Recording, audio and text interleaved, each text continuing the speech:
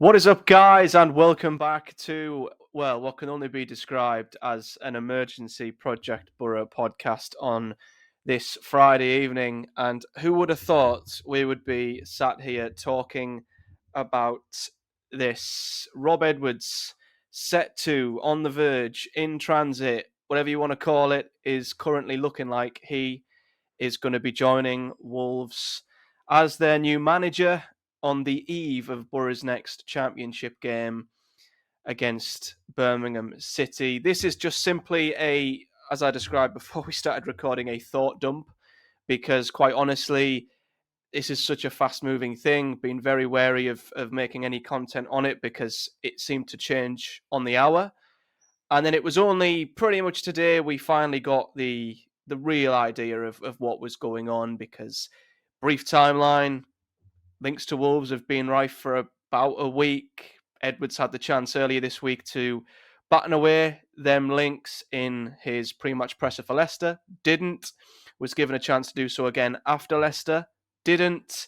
And then, of course, it appeared over the last day or so that Wolves' links were legit. We then hear that he is open to the move, which was where the line was drew amongst many Boro fans. But even if there was a glimmer of hope that things would still, calm down and things would be okay, today, as we record on Friday, his press conference was cancelled and he didn't take training. As we understand it, talks have been held at Rockcliffe between Edwards and the hierarchy to try and get to the bottom of it. They want answers, is the word that was used by the journos.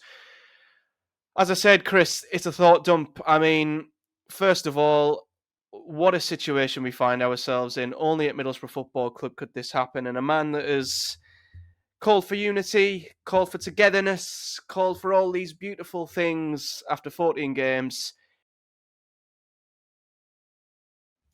Well, start off with, if it sounds like I'm full of cold, it's because I am. But a cold was never going to stop us coming on tonight. So we've been through worse than Teesside than a Rob Edwards betrayal. So we'll power through this. Yeah, I mean, we speak quite a bit, don't we? Sort of off air, about all things Borough. And when that press conference post Leicester happened, I went online and I said, I feel like I'm being gaslit here. I feel like I'm watching something completely different to what other people have watched, because I went online and the response was, "Oh, my boss, that's the way you do it. Take no Chris Wilder. That's how you put the rumours to rest." And I was sat there absolutely bemused, thinking, have I watched something else here? Because I did not see that at all. What I saw was a man who was being incredibly politician-y, if that's even the word. Diplomatic. I'll still use it. Not even that. I think he was being very weaselly with his words. The stuff about his daughter was the only one who's informed him about it. Absolute nonsense for me at the time. Clear distraction tactic, because as well as the as manager of this football club. Oh, sorry, head coach. If I just give myself a promotion there, all the journals laugh along and he's laughing along. What was the question again? You know what I mean? It's one of those things where in certain industries, people can see a mile off someone who is full of it. And that was someone who was absolutely full of it. And I wasn't buying it for a single second.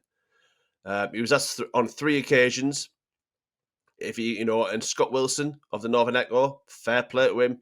He put it all on the line and he said, "Look, the fans have been messed around here by Chris Wilder. There's a lot of, basically a lot of scars, isn't there, from what he did.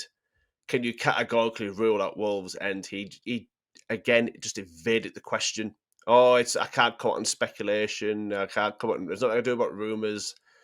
And for me, it was obvious then that if they offered him the job, that he would get the job. But I still, at that point, didn't think that he would be leaving, because at that point, it looked like Gary O'Neill was going to get the job. And then the moment Gary O'Neill pulled out of the running, for me, the writing was on the wall. And then after the Leicester game, he was asked again, politicians didn't answer the question whatsoever. And then I'm thinking, yeah, if they're coming for him, he's gone. And then afterwards, you could probably measure the sales of copium on Teesside in metric tons because so many fans were huffing it, convincing themselves he was going to stay.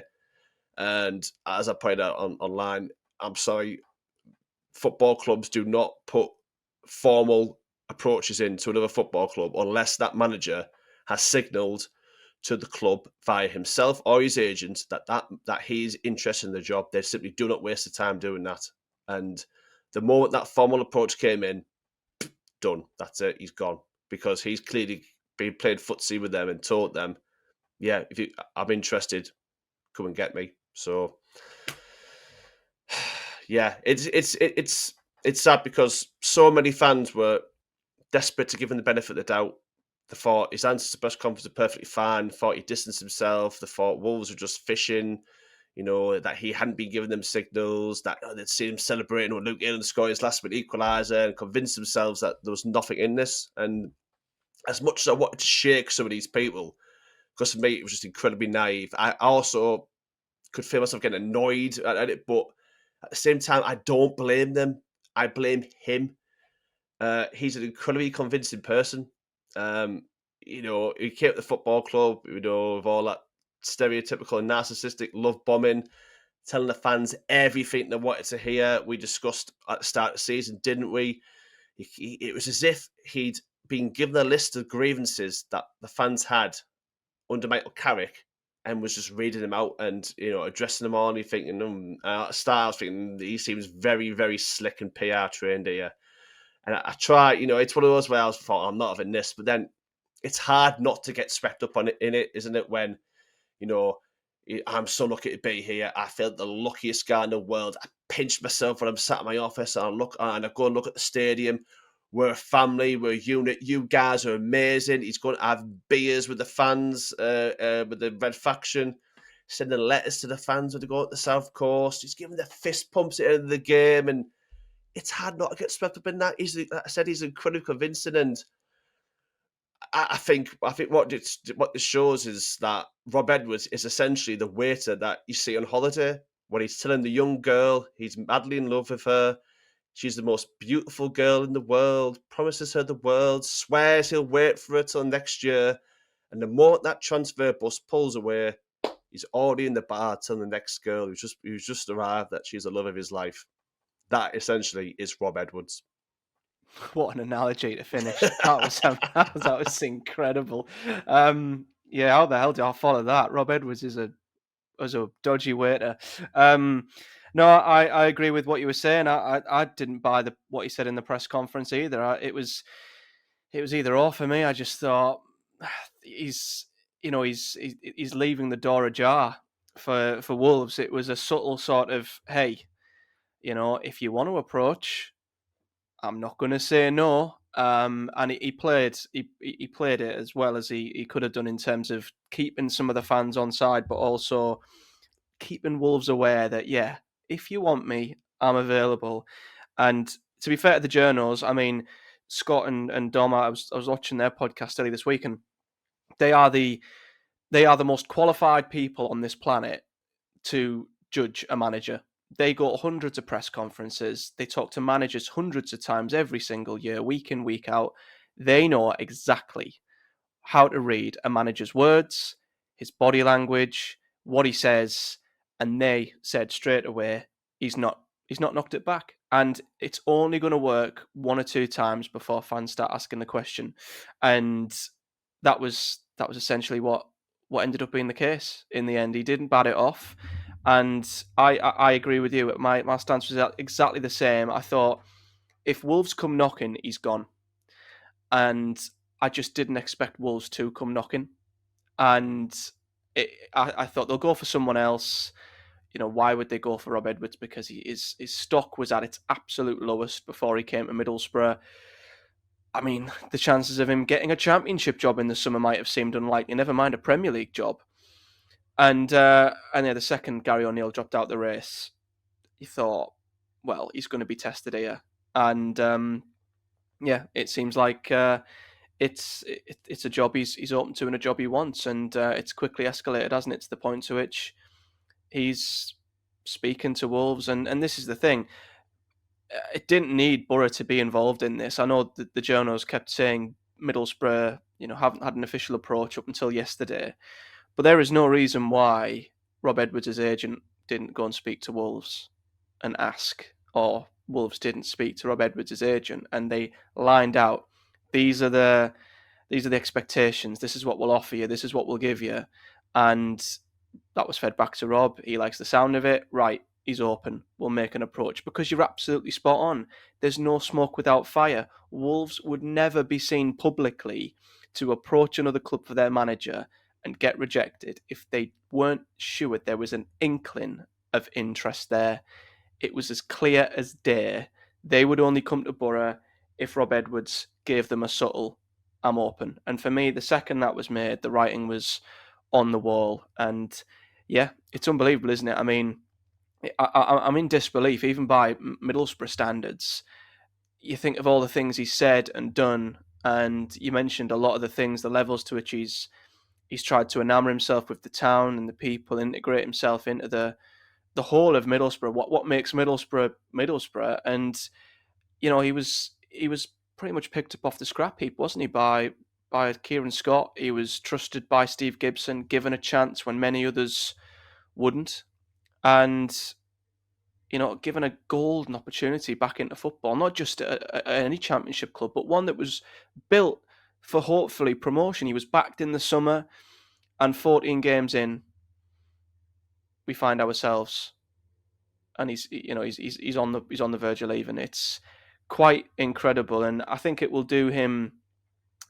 Maybe I look at the Wolves job and I think, okay, from a personal point of view, he's moving back to where his family live. And let's be honest, if his family had any say in the matter, they probably would have said, yeah, you've got a chance to live with us day in, day out. It's an obvious chance to do that. He's closer to home. I guess there's numerous reasons why I guess you could play devil's advocate and you could see his point of view, but there's nothing stopping him from jumping in his £100,000 Range Rover, driving up and down to Middlesbrough every week to do his job. I'm sure it's not that much of a hindrance. I guess the only thing is the emotional pull of Wolves being a club that he has had history with, has played at, has been an academy manager and academy coach, I believe, but they're on a one-way trip to the Championship, essentially. There's every chance we could be playing them next season or swapping places with them.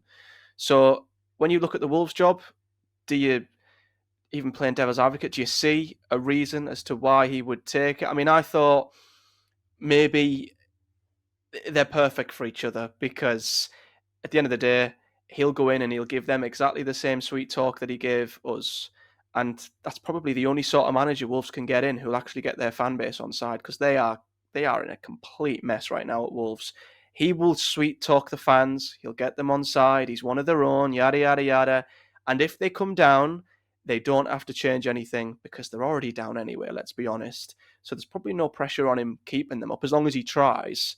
And then once he's relegated, they've got a manager ready-made to get them back up again. They don't have to change in the summer. So they're perfect for each other. So there's a degree of this, isn't there, to which it's the perfect storm in terms of they need him, he needs them. But still, to leave after 14 games, after giving it the big, and I mean, he's never going to be seen dead on Teesside ever again, is he? The Wolves job, it's one of those where people are assuming that he's going to get the chance to take them back up, but let's be honest, they're down. There's no Cunha, there's no Nori like there was last season to get them out of jail. They're a club that's been badly run for years. I do feel for their fans because it's clear that the ownership is just not investing the cash anymore. So it's one of those where they're doomed. It's very difficult to pick which teams are going down in the Premier League this season. So when you look at that, you think, well, Wolves are certainly, 2 points at this stage of the season and a squad lacking real quality. I think Jurgen Klopp could go in there and struggle to get them to keep them up, to be honest. So Rob Edwards is not going to do that. But the problem then is that, okay, they've got 2 points now. They're cut adrift already come January. That's just, they weren't investing money anyway to start with. So why would they invest big money in January? So for me, they're doomed. And when that investment doesn't come in, and they keep losing football matches, which they will, because the squad's just not good enough. the only lever the chairman will have to pull is change the manager again. So there's a very good chance that Rob Edwards doesn't even see the season out with Wolves, but um, his bank balance will be significantly improved because I'm no doubt he'll be good on much better terms at Wolves, and if he gets paid out, he gets paid out. It'd be one of those where I'd be more forgiving if he hadn't came here and gave it the big one. So the example I used earlier on Twitter was, Sam Allardyce. When Sam Allardyce comes to your football club, you know exactly why Sam Allardyce is there. Cash. He's there for the money. He doesn't make any bones about it. He's there to do his job and get his paycheck. Nothing else. Rob Edwards to me is every bit the mercenary that Sam Allardyce is. The problem with Rob Edwards is that he masks that mercenary in him under this veneer of family, unity. I love you all. You're all The $1 million fantastic. smile. $1 million smile, $1 million haircut. This. I'm so lucky. I pinch myself every day. Oh, I'm the luckiest guy on earth to be here. And it's one of those, isn't it? It is like a toxic relationship when someone at the start lump bombs you like that, and then the first indication something better can come along, gone. And again, I'll be more forgiving if this was the first time that Rob Edwards had done this, but this is not the first time that Rob Edwards has done this. And I was looking earlier, I wonder how much of Forest Green Rovers' statement in May 2022 can just be copied and pasted when he eventually does go to Wolves by the Boro, because their statement when he left them read, "We're disappointed that our support, loyalty, and honesty towards Rob has been repaid in this way, with negotiations taking place behind our backs." Wow. I've never heard that statement before. I hadn't until today. And I thought, because I was thinking about, Forest Green fans really don't like this guy. I need to do some research into how he left. And when I read that, I was like, oh, because the Forest Green chairman alleges that he went to Watford, and the first they knew he was going to be the new Watford manager was when Watford unveiled him. Wow. It's incredible. Again, so the bloke's got previous for this, and there's been obviously these rumours and speculation that similar stuff was happening at Watford. So it's one of those where it's a shame because he had built a really good bond with the fans, and there's a few Borough group chats that I'm in now where people are questioning, all the fist pumps and all that sort of thing. Was that all legit, or was that just an act? Was that just a show? And it's a shame that's the way it's gone. And I can fully understand though why people like Rob Edwards make football fans or people in general cynical, because when you believe in someone and you invest in them and then they stab you in the back, when the next guy comes along and tells you that he loves the place and he wouldn't be anywhere else, to think last guy said that, so I'm not sure I believe him. So I can fully sympathise with how a lot of fans are feeling now, because it does feel like we have been properly shat on from a great height when we're third in the table. And as you said, this guy was given the opportunity when after Luton was a bit of a disaster. I know they got the Premier League and that went well, but the relegation and then at the front end of the table, there wasn't a queue of chairman ready to give him a job. I feel bad for Kevin Scott. He obviously will have vouched for him. I know that you went on BBC Tees and said, I know we're mates, but we don't invite each other over for for tea and all. I don't go on his house for tea, just got my house for tea and all that sort of stuff.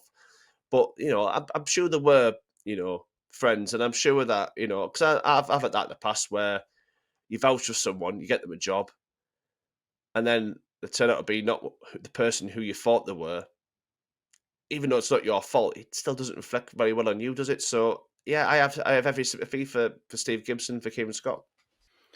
Yeah, me too. I mean, when I talk of like why I can see him taking the Wolves job, it's very much playing devil's advocate. I mean, yeah, there might be loads of personal reasons as to why it suits him, and there might be reasons and links to the club. But let's be brutally honest, loads of managers in around the country will travel for their work, and at the end of the day, he's got a fantastic job at Middlesbrough, or maybe had in past tense, and there's every chance in 6 months' time we'll either be in the same league or heading towards being in the same league, and maybe this time next year we'll have swapped leagues. And I mean, what's he going to get out of it? He might get another relegation on his CV, another one that you can say, well, a bit like Luton, it's harsh to judge, but then how long does he get given in the Championship if he gets that far? If Wolves aren't at the top of the league, we've seen it this season with relegated clubs, parachute clubs. They won't get very long. Even if he does take them down and gets given the benefit of the doubt, if things don't go well, he might be out of that job by this time next year. And then what does he do? Because surely by then the question marks around his loyalty will be there for all future employers to see. It's happened at Forest Green, probably Watford, happened at Middlesbrough. And I just think he's taken a very short term injection of, well, cash, because he'll be on a much higher wage, I'm sure. And he might try and go in and be the knight in shining armor for Wolves in an attempt to keep them up. But what, he comes out with a relegation on his CV and doesn't get the job in the Championship, or gets sacked in the Championship if all doesn't go well. I just can't see the long-term reasons for this. When at Middlesbrough, he had everything that he needed. He was backed. He's got one of the best owners in football who gives people, and he's even said this himself in interviews, who gives managers time. Steve Gibson gives you time. He's quoted that in interviews. And he's got Kieran Scott, who has gave him the players that he needs, and he's dropped them within 14 games. It's absolutely surreal. And it's a drama that I think, even as I said, you just can't quite wrap your head around it happening. But it is happening. And I agree. I feel incredibly sorry for Steve Gibson and Kieran Scott. And at the moment, they're talking, the latest reports at least, were that they were at Rockcliffe and the club were hunting for answers. My worry is that they're going to try and somehow get to the bottom of this and find a middle ground, an agreement. I don't know what answers they're looking for, because we clearly know what the answers are. We clearly know where his head's at. There's no going back, is there? He's done. The line has been crossed, hasn't it? There is no way in hell. Well, we know he's not going to be in the dugout tomorrow, but there's no way in hell, even with a 2-week break to let things simmer, he rocks up in the dugout at Oxford. It's just not going to happen, is it? I'm not going to say never, because I didn't think that would happen with Aitor Karanka when he walked out and he missed the Charlton game. I thought, well, he's done. There's no way back for him. And then he came back. As you know, it was around Easter as well, wasn't it? So the memes were fantastic. Rose from the dead. He came back and obviously got promotion. I'm 99% certain he's done.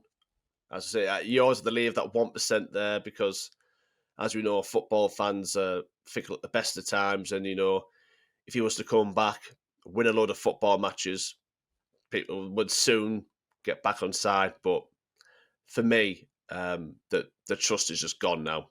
The trust, the bonds, if you will, the sort of likability, it's gone now. Because every time you hear him in a press conference now, I'll just think, do you actually mean that, Rob? Or is that just more empty words? So for me, it's not impossible. I shouldn't say, but it's very, very, very difficult to see how he comes back for this. He probably doesn't even want to. He just probably just wants to get out of here and get down the M1.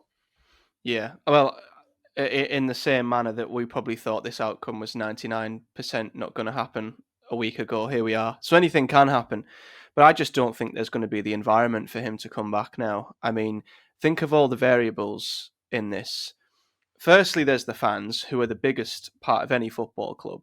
There would not be an atmosphere at the Riverside, or any ground for that matter, where the Middlesbrough fans would not show a ginormous degree of frustration and vitriol towards him.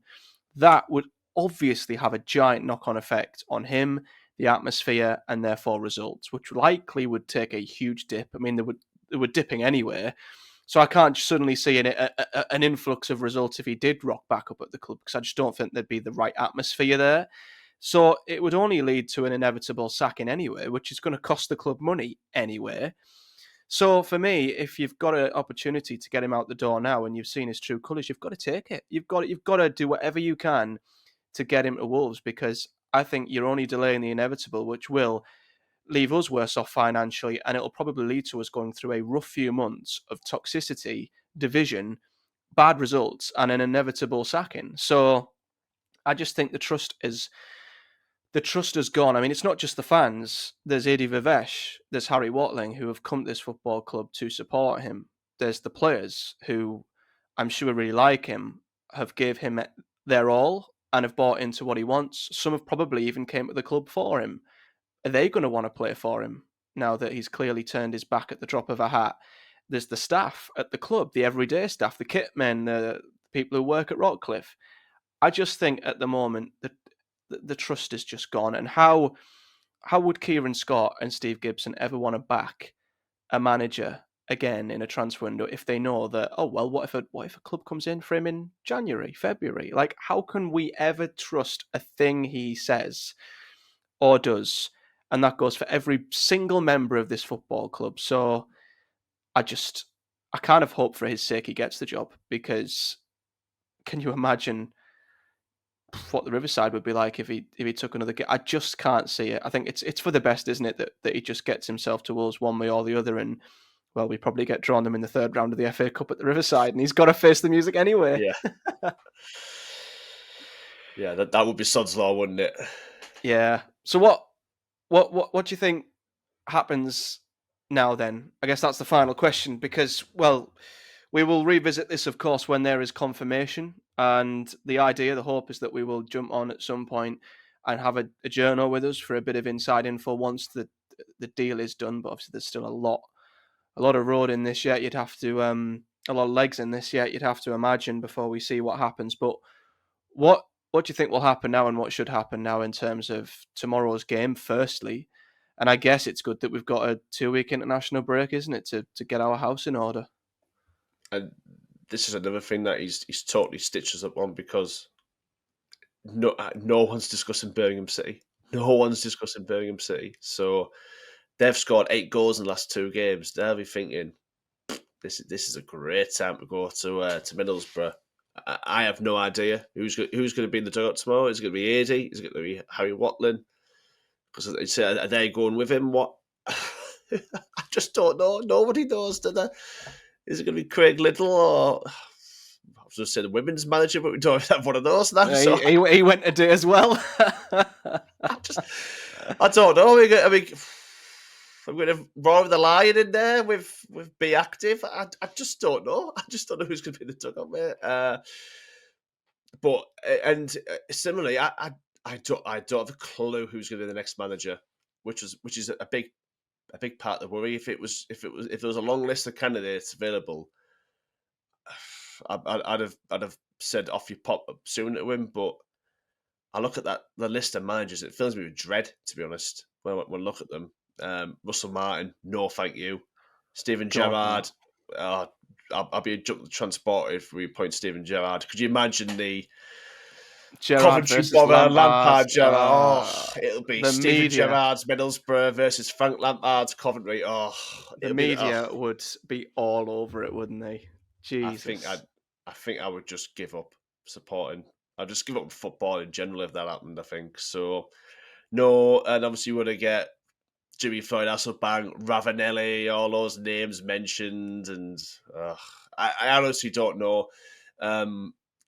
If I was so now I've gone to my head and say predict the next Middlesbrough manager, is it going to be Tony Mowbray to the end of the season? I'm not saying that's what I want, by the way. I'm just looking, thinking, who on earth is available, and who because Steve Gibson does, as we discussed in the summer when Edwards was appointed, only tends to employ British managers who are out of work.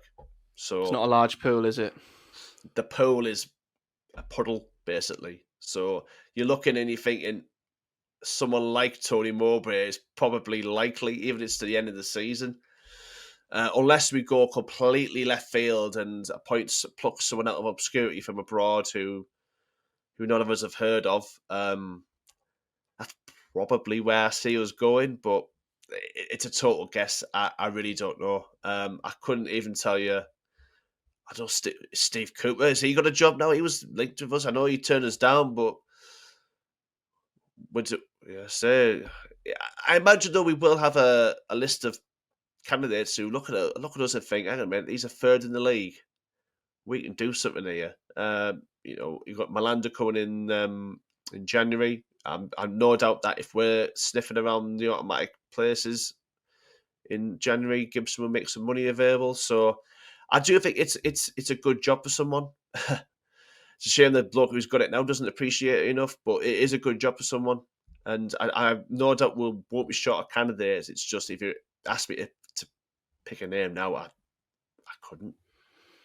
Yeah, well, for me, I think spinning it into a positive, it could be something that it could be fate intervening. And as I say, everything happens for a reason. It actually could be a blessing in disguise for us, couldn't it? Because let's be honest, performances were dropping off, results were dropping off. There was a question mark over how much of Borough's start was the new manager bounce, how much was it us overperforming, how much was it us, coming on the right side of fine margin games.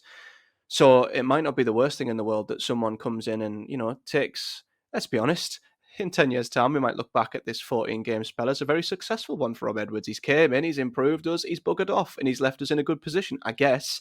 But it is a good job for someone to come in and pick up from where we left off. And if they can add the things that we need, as well as keeping what we've already got, it might be the perfect platform for us to actually kick on. Of course, you just don't want the disruption. That's the issue. So it's not necessarily a disaster that he's gone, because we might find someone better. But the disruption is the one thing I don't like, and I really hope for continuity's sake we keep Vivesh and Watling, Yeah, that's the big one especially. for me. Yeah, it is. I feel more comfortable if they stay and we just replace Edwards, because I already thought it was a group effort anyway. And the big positive I took from the summer was that we'd upgraded our coaching team as opposed to the head coach, albeit I did think he was an upgrade. I thought the massive upgrade came as well as the people that surrounded him. And I just don't know if Wolves can pay all three of them out of their contracts. I mean, it's probably going to be enough to get Rob Edwards out of his. And I'd like to think if there is any loyalty, which there clearly isn't, let's be honest, I don't know why I'm even asking that question in football anymore. Adi Vivesh and Harry Watling will stay. And then, I think if Adi Vivesh stays, I think he'll take the team for the foreseeable. I don't even think we'd need Tony Mowbray. He might galvanise the fan base because he's one of our own and it'll help boost morale. But honestly, I don't think we need it.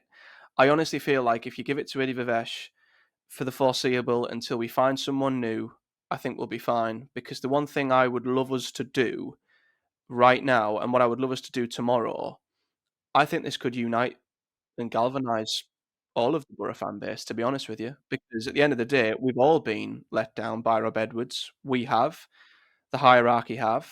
There's no vitriol towards them. I'm very sympathetic for them. The players have been let down by him. The staff have been let down by him. So I'd love to think we could go at the Riverside tomorrow, and if anything, this has probably helped the atmosphere be even more raucous, because hopefully it will unite everybody, galvanise everybody, unite everyone, and tomorrow can actually be an even tougher atmosphere for Birmingham than what it was, because all of Borough fans, the hierarchy, all of the club who've been completely let down by this will unite together, and it'll be a siege mentality, us against the world. And that's what I hope we can take out of this.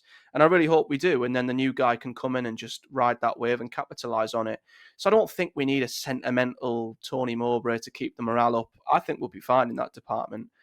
And if Vivesh stays, I think he can lead the club for now until we do find a new manager. But we absolutely need one, I think, before the end of the international break, to be honest. And I think if Kieran Scott's doing his job properly, I think he should have a list of some kind. I mean, he probably never expected to be needing it this early. But we were saying this with Carrick, weren't we? It doesn't matter if he's getting poached by a Premier League club because he's doing amazing, or he's getting sacked because he's rubbish. Even at this stage of the season, we've seen managers go already. I'd like to think there is a list of a degree that Kieran Scott has that he can look at. It's just roles in a job. Steve Cooper's in a job in Denmark, and I think all the other managers we were linked are in a job. Gary O'Neill, no thanks. He's probably going to be in a job, I hope. I mean, for me, Carlos Corberan's on the brink of being sacked by Valencia. He was my pick before Carrick came in, so that would be, Same. if So we need to I'm going to thank them. pick a name out, that's what I'm saying. Yeah, but I can only hear those calls now. Contact Leeds and bring Johnny home. Oh, Johnny, hey, it might be Jonathan Woodgate. He's got the beers out on Instagram celebrating, like Oh he's having yeah, the greatest Friday ever, isn't he? Which is a subtle dig if we'd ever seen one. So yeah, anything else to say, to vent, to get off your chest, Chris, before we yeah, finish? Anything to say ahead of tomorrow's game? Because I've said my bit. I hope it yeah, can. yeah. I hope it can unite and galvanise us. I really do, and we can still get a good result tomorrow. And that's it. I think it will be a strange atmosphere tomorrow because as it stands now, as of 25+5 on Friday, the club still haven't put out a statement. We have no idea who is going to be in that dugout tomorrow. So when are they going to tell us? Is it going to be sometime this evening, sometime tomorrow morning, the afternoon? Is it, we're just going to rock up the riverside and see who's in the dugout? We don't know at the minute. So it is going to be a strange atmosphere going to that ground tomorrow. But hopefully, like you say, it's one that can unite things. Call it, there's going back to the Karanka walkout. That kind of felt, it was a bit like that then, where it was like the chant the way no one had any idea what was going on. Was in the dugout. If it was Steve Agnew or whoever at the time. Or was it Leo? I can't remember what it was now. But anyway, that kind of him coming back, it kind of had a galvanising effect. I remember we beat Hull 1-0. I think Nugent scored the last minute. And after that, it kind of had a galvanising effect and everyone was together pushing towards the same goal. So, like you say, hopefully we'll see something similar this time around and, we'll get behind someone. Vivash, I wouldn't mind seeing him given the job, but it's one of those where he's been a coach and assistant pretty much all his career, isn't it? Is it because he doesn't fancy being a manager? I don't know, but hopefully, if he's in the dugout tomorrow, I'm sure he won't mind doing the job for us then, and then we can push on and appoint the main man. But yeah, Oxford away, got my tickets for that this week. Didn't realise that'd be good. That would be potentially the first game for the new manager, so that should be interesting anyway. Yeah, it certainly will. Yeah, watch this space. I mean, we're going to get this up as soon as we can. So yeah, there might very well be a statement drop between now and then. There may not be. It will move incredibly quickly. But there are our thoughts as of 5 on Friday evening. We're going to look daft, aren't we, when he's in the dugout tomorrow? Mate, I'd be surprised if he's even let into Middlesbrough tomorrow. Never mind a Riverside Stadium. My God. It would be, God, I can't even begin to imagine what that would look like. God, yeah, pelters. Never mind throwing your season ticket at Steve McLaren. I think people would be lobbing their seats. They'd be lobbing, everything, wouldn't they? Their I phones. don't know a digital ticket, isn't it? If they lob your phone at him, wouldn't you? Yeah, Or your card, it'll just fall right in front of you. lob your phone. I don't know what but yeah, Bring the good old days back. I'd be astounded if the club were so out of touch they'd do that. One look at social media and they'll go, yeah, we can't be doing that. Just needs to end. Yeah. But anyway, that's our thoughts, guys. So thank you very much if you've jumped on, watched, or listened on YouTube or your podcast providers. Like I say, we will be back at some point next week. I mean, we were going to be back next week anyway to do our October review and look ahead to November and December. But I mean, we might be back to talk about a new manager. We don't know. So watch this space, subscribe for all that good stuff. We might be back with a journal to discuss the details of what's gone on. Just subscribe to keep your eye on whatever happens next. I'm not even going to predict what's going to happen between now and, well, even tomorrow. I mean, there's a game tomorrow. Can you believe it? I almost forgot. Is there? Yeah, there is. But anyway, like the video if you've enjoyed it, guys. Subscribe. Leave me all your comments and thoughts below. Be very, very interested to hear what everybody thinks. Whether you're a Boro fan, there might even be some stray Wolves fans or even neutral football fans in disbelief at what is going on at Middlesbrough.